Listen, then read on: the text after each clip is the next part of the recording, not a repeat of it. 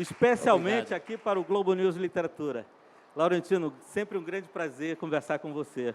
Igualmente, Klaus. Obrigado. Laurentino, por que a escolha desse tema tão polêmico? Depois de uma série de sucesso, você mergulhou nesse tema da escravidão.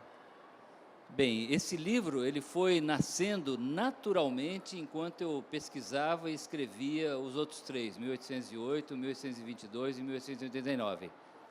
O que eu procurei nessa primeira fase da minha carreira como escritor foi explicar o Brasil do ponto de vista burocrático, legal, administrativo. Como é que o Brasil se organizou depois da chegada da corte, da separação formal com Portugal.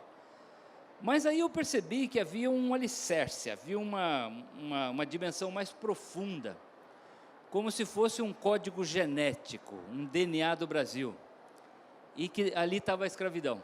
Ou seja, tudo que nós fomos no passado, até o século XIX, e eu diria até hoje, que tem um legado da escravidão, tem a ver com essa importação maciça, gigantesca, de 5 milhões de seres humanos, comprados e vendidos como se fosse mercadoria na época, e que sustentaram, mantiveram todos os nossos ciclos econômicos, lá desde o pau-brasil até o café, passando pelo açúcar, pelo ouro, diamante, algodão, tabaco e assim por diante, mas não só do ponto de vista econômico.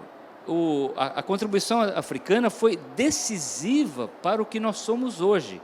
A cultura brasileira não consegue se entender e se expressar sem olhar a nossa raiz africana. Então, eu cheguei à conclusão que, para explicar o Brasil, precisa olhar para a escravidão. Esse é o assunto mais importante da história do Brasil. Foram 6 anos de pesquisa em 12 países diferentes, não é? Sim, eu sou um jornalista, né? Então eu escrevo livros, reportagens sobre a história do Brasil. Então o que eu faço? Eu primeiro leio, procuro entender o assunto sobre o qual eu me debrucei. Então, nesse caso, eu li cerca de 200 livros ao longo de 6 anos, confrontei as fontes, tentei entender esse território complexo, muito difícil, às vezes, de você passar por ele, porque é um assunto ainda hoje muito minado, até politicamente, né? E depois eu botei o pé na estrada para fazer reportagem. Então, fui aos Estados Unidos, percorri o Sul, refazendo uma viagem que o Gilberto Freire fez antes de escrever Casa Grande e Senzala. Visitei museus, bibliotecas, fazendas de produção de cana-de-açúcar, de tabaco, arroz e assim por diante. Depois eu fui para a África, visitei 8 países, e aí eu tive um contato mais próximo com o que a gente poderia chamar a dor e o sofrimento da escravidão, porque isso está presente lá. Você visitar uma fortificação em Gana, aonde centenas, às vezes milhares de mulheres e homens passavam meses estocados como se fossem mercadorias, à espera da chegada do capitão de navio negreiro, que oferecesse o melhor preço, é ainda hoje uma experiência muito dolorosa, muito difícil. Então, eu diria assim, Klaus, eu sou um homem branco, eu nunca passei pela dor da escravidão que o negro brasileiro passou, seja na forma de preconceito racial hoje, ou no cativeiro, no tráfico negreiro dos seus ancestrais, Mas eu diria que eu consegui chegar próximo dessa dor ao fazer essa pesquisa. Eu acho que todos nós brasileiros deveríamos fazer isso, porque se nós não passarmos por essa experiência, nós nunca vamos superar essa ferida. Você diz no seu livro que existe o olhar negro, o olhar branco e o olhar atento. Você se enquadra nessa terceira categoria. A escravidão é um assunto que tem muitas narrativas, muitas interpretações, até porque nós fomos construindo diversos mitos a nosso respeito, né? O Brasil foi o maior território escravista da América, o último a acabar com a escravidão formalmente. O Joaquim Nabuco dizia que não adiantava apenas abolir a escravidão, era necessário também enfrentar o legado da escravidão, e o Brasil nunca fez isso. O Brasil abandonou a sua população negra à própria sorte, e o resultado hoje é visível na paisagem, nas periferias perigosas, insalubres, desumanas das nossas metrópoles. Mas aí nós fomos construindo mitos. Então, de que o Brasil teria tido uma escravidão mais benévola, mais patriarcal, e que nós nos miscigenamos muito rapidamente, nos misturamos, e o resultado seria uma grande democracia racial. Isso não é verdade. É só você entrar numa rede social agora, você vai ver manifestação explícita de preconceito lá. Aliás, no discurso de altas autoridades da República hoje. Isso se reflete na bibliografia e nas narrativas. Então, existe um olhar branco sobre a escravidão, que tenta, por exemplo, dar um protagonismo para a princesa Isabel, muito grande. Existe um olhar negro, em que o protagonista é mais, por exemplo, Zumbi dos Palmares ou Luiz Gama.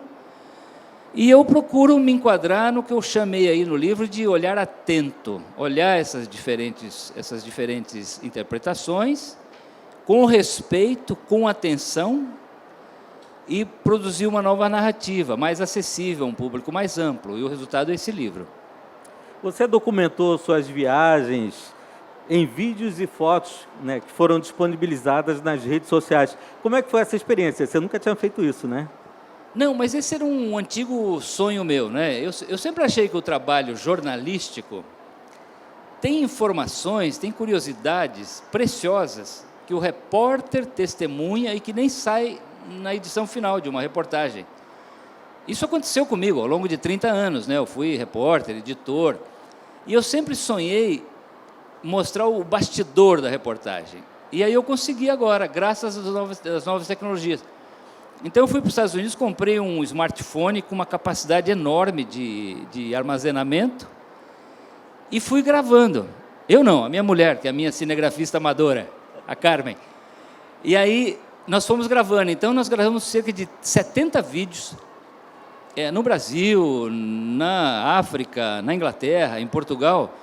E aí eu editei em pequenas imagens de até 1 minuto, que é o que cabe na rede social, e eu tenho mostrado. E as pessoas reagiram muito bem. É como se fosse um livro paralelo, que não vai estar no papel, mas que complementa o trabalho que aparece no livro. É uma espécie de making-off do livro, né? Making-off do livro, é isso.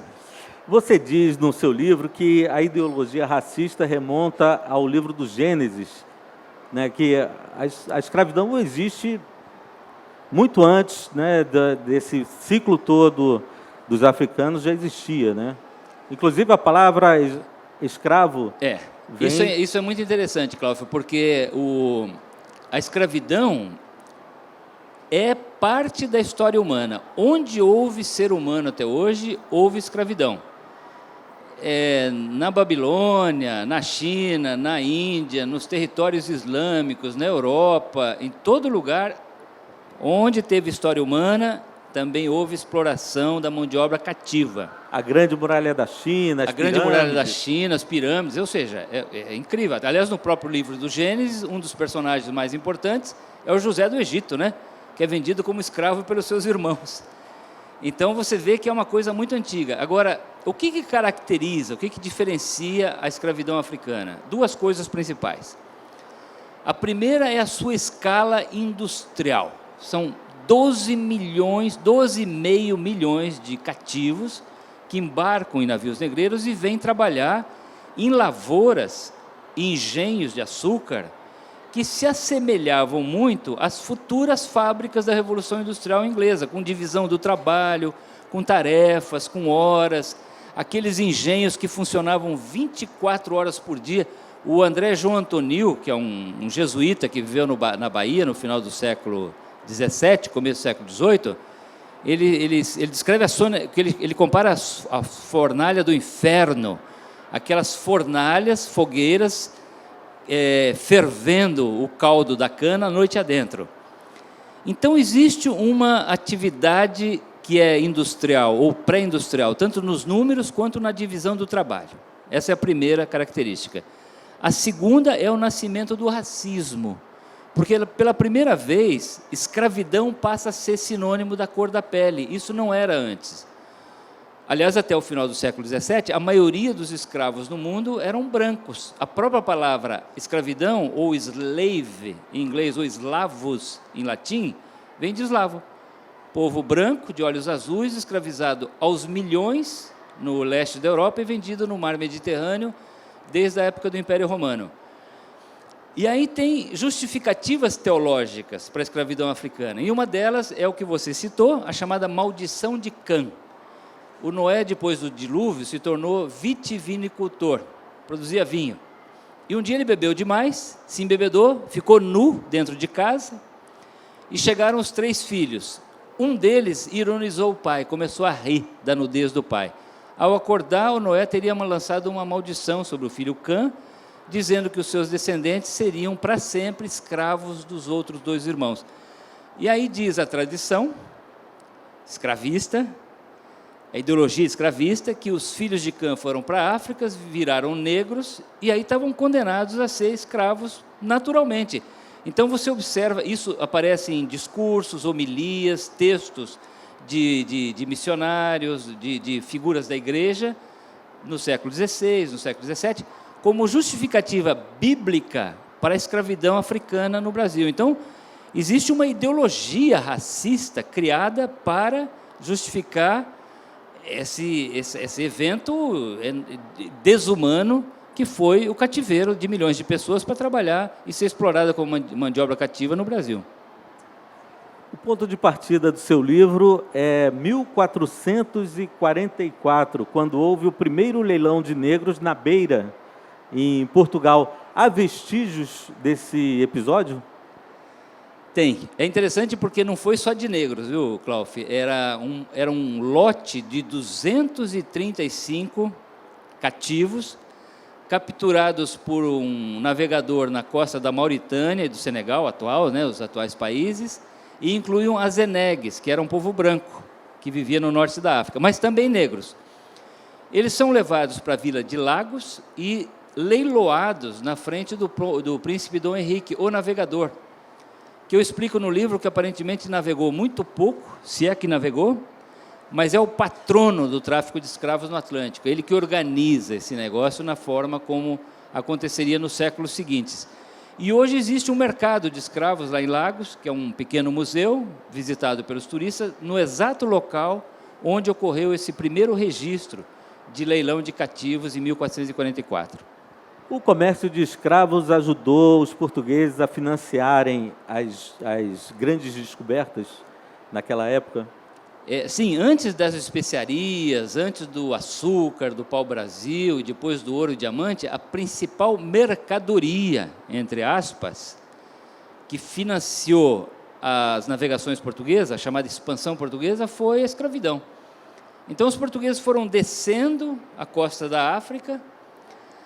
Aí é interessante porque há diversas bulas papais no século XV, começo do século XVI, que autoriza, dá ao rei de Portugal a prerrogativa de explorar, conquistar esses novos territórios, mas também de escravizar os seus habitantes.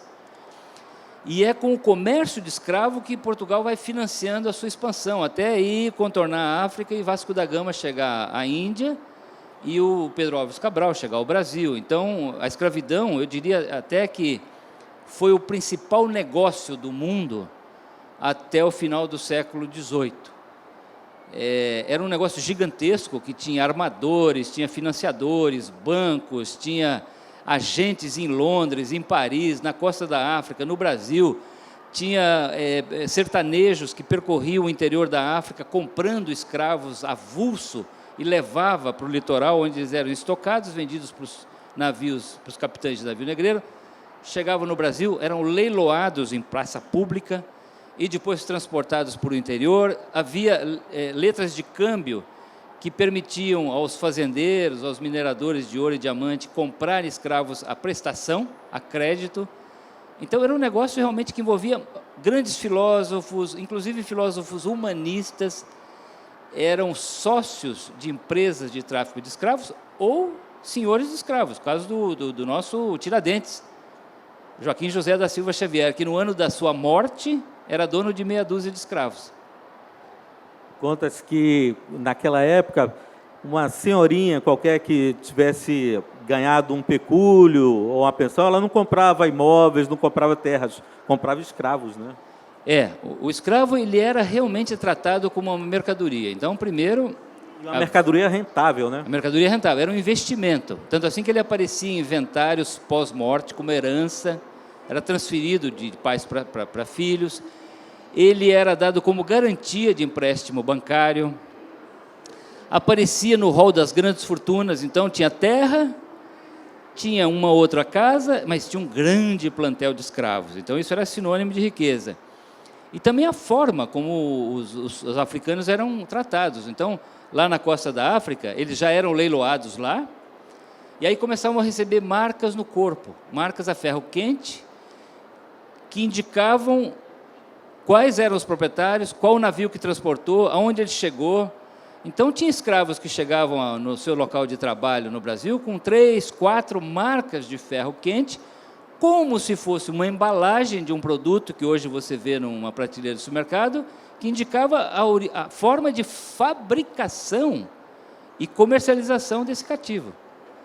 E aqui no Rio de Janeiro, eles eram leiloados em praça pública, então tinha oferta, os fazendeiros mais ricos arrematavam os escravos mais jovens, masculinos, com maior força de trabalho. Depois tinha uma segunda escolha, que era o termo usado na época, que envolvia as crianças, os adolescentes. Crianças de colo, em fase de amamentação, eram arrematadas como escravos. E, por fim, curiosamente, sobravam aqueles escravos que ninguém queria comprar, que estavam doentes, estavam velhos, frágeis.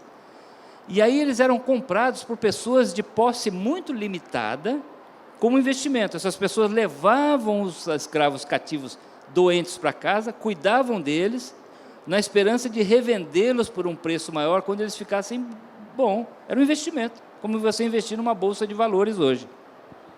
Uma tragédia, né?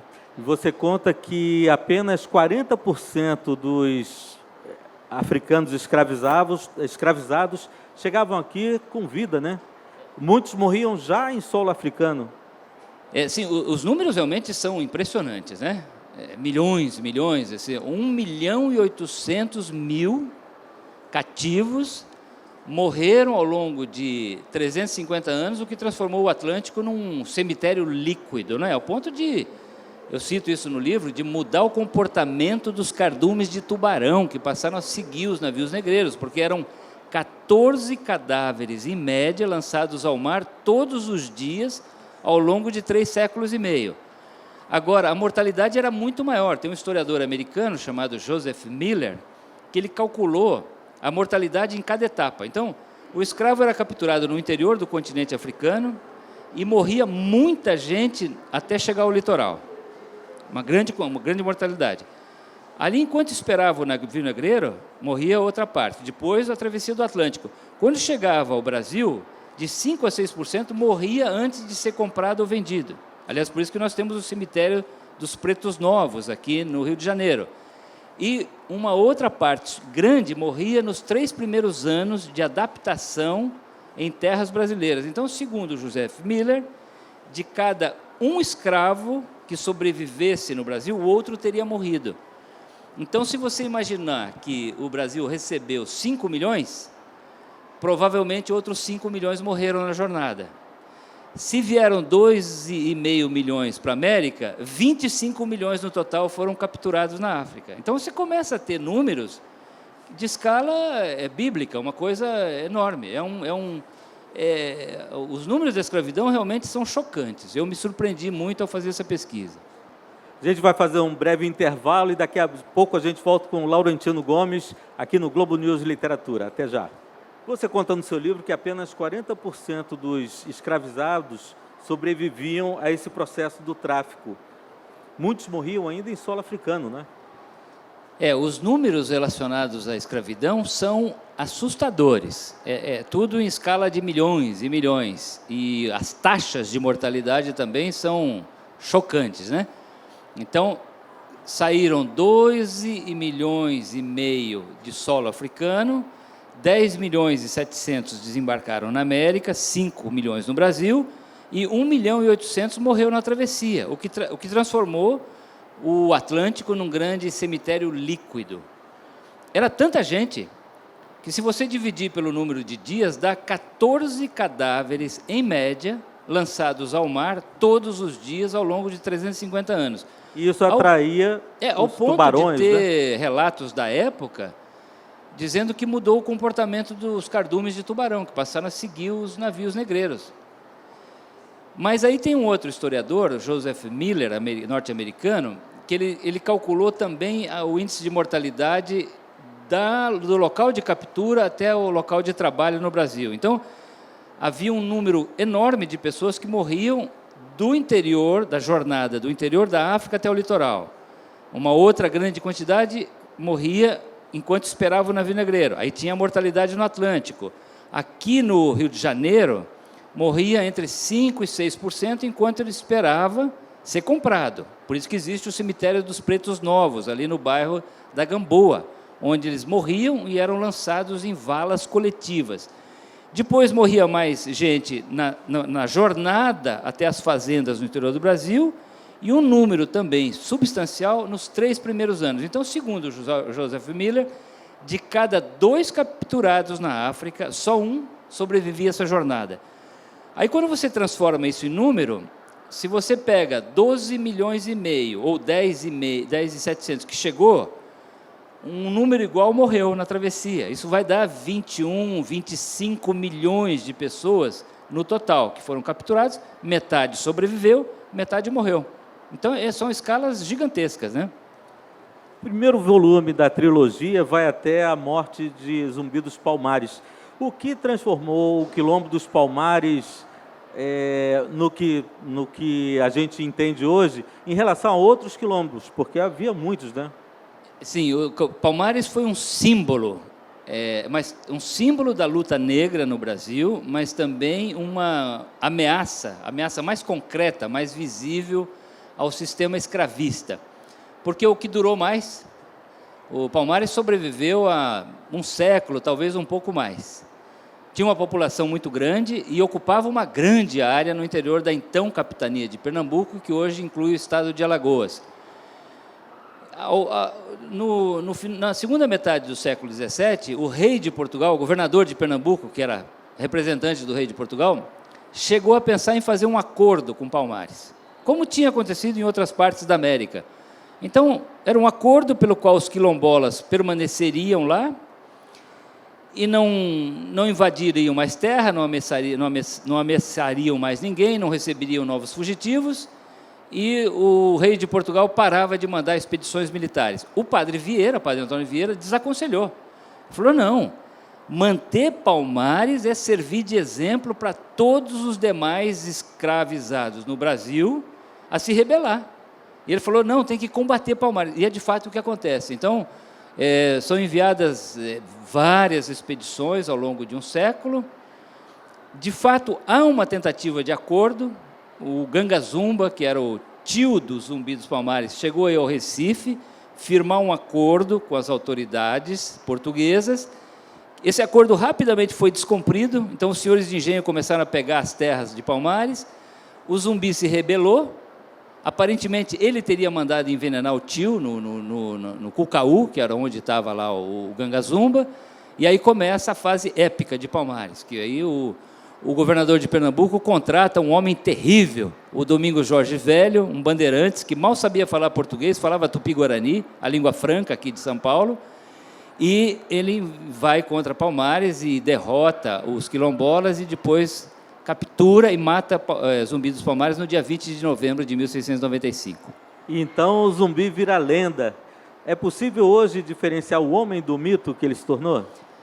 Não, isso é muito interessante, porque como a história ajuda a construir a nossa identidade presente, nós vamos projetando nos personagens do passado valores, aspirações, convicções, que nem sempre estão de acordo com a biografia deles. Então, às vezes, quanto mais difuso, quanto menos documentação houver sobre um personagem, mais fácil é você construir sobre ele. E é o caso do Zumbi. Há pouca informação sobre Palmares e Zumbi a partir dos próprios fugitivos e quilombolas. Não tem documentação, não tem relatos, nada. Tudo que se sabe de Palmares é a partir de relatório militar de quem atacou Palmares. Portanto, um olhar branco, né?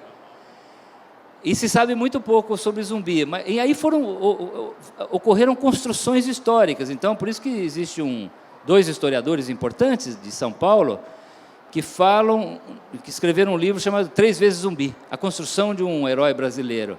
O Zumbi vai sendo construído e reconstruído ao longo do tempo de acordo com as aspirações e as convicções de cada circunstância. Em alguns casos, Quilombo dos Palmares virou uma república socialista. Virou república. Durante o século XX, por exemplo, que é um século muito marcado pelo pensamento marxista, o Zumbi não é apenas um herói da luta negra, mas de todos os oprimidos no Brasil, dos operários, dos camponeses, um herói da causa socialista, do que enfrenta o sistema. Então, tem um escritor gaúcho, o Décio Freitas, que era do Partido Comunista Brasileiro, que ele fala que em Palmares tinha assembleias populares, que era uma república, que as decisões eram tomadas coletivamente. Ou seja, é um imaginário próprio do século XX, projetado de forma anacrônica sobre Palmares, né? Naquela época não tinha noção de república, nem de socialismo, nada disso, né? E nem o Quilombo dos Palmares seria abolicionista. O próprio Zumbi tinha escravos. Isso. E hoje, por exemplo, geralmente, ainda hoje, né, a ideia de que o Zumbi seria um primeiro abolicionista. Não é verdade. Esse é um outro anacronismo. O abolicionismo é uma ideia própria do final do século XVIII e século XIX, não do século XVII. E aí é interessante também que existem argumentos racistas que tentam desconstruir esse mito negro, dizendo, não, ele era também escravocrata, ele tinha escravos. Aliás, as pessoas tentam conduzir o meu trabalho, dizendo, você está escrevendo um livro sobre... Não esqueça de dizer que o Zumbi era escravista. Existem relatos que havia, sim, escravos em Palmares, ou seja, os que aderissem voluntariamente ao Quilombo eram livres, mas eles capturavam escravos nas vizinhanças. O que era muito natural, porque havia escravidão na África também, e Palmares, aparentemente, era um reino africano nas selvas, nas matas da Serra da Barriga, na capitania de Pernambuco. Então, ele reproduzia o ecossistema, né, que havia na África. Então, não tem nada de errado nisso, era natural na época, mas o errado é hoje usar um argumento abolicionista, tardio, do século XIX, para desconstruir a imagem de Zumbi. Reparação, compensação, cotas. Depois de estudar a fundo esse processo, qual a opinião que você tem sobre essas coisas? Essa é uma mera opinião, né? Mas eu sou a favor dessas políticas públicas de compensação. Porque a herança da escravidão está presente nas estatísticas. Existe um enorme degrau de diferença de oportunidades entre a população descendente de colonos europeus e de descendentes de africanos. E o Brasil nunca vai ser um país decente enquanto a totalidade da sua população tiver a oportunidade de expressar as suas vocações e talentos. Um país não é apenas os seus recursos naturais, as suas matas, o sol, o solo que produz soja e coisa assim.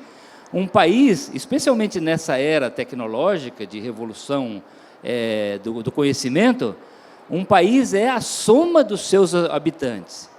Então, para um país ser desenvolvido, ser rico, é preciso que todos os brasileiros tenham oportunidade de se expressar na plenitude da sua potencialidade. E o problema é que a riqueza e a pobreza têm mecanismos internos de reprodução. Existe uma população que não consegue promover a si própria porque vive em condições tão inadmissíveis de pobreza que o filho não vai para a escola, ele vai trabalhar, ou não vai, porque o pai não foi.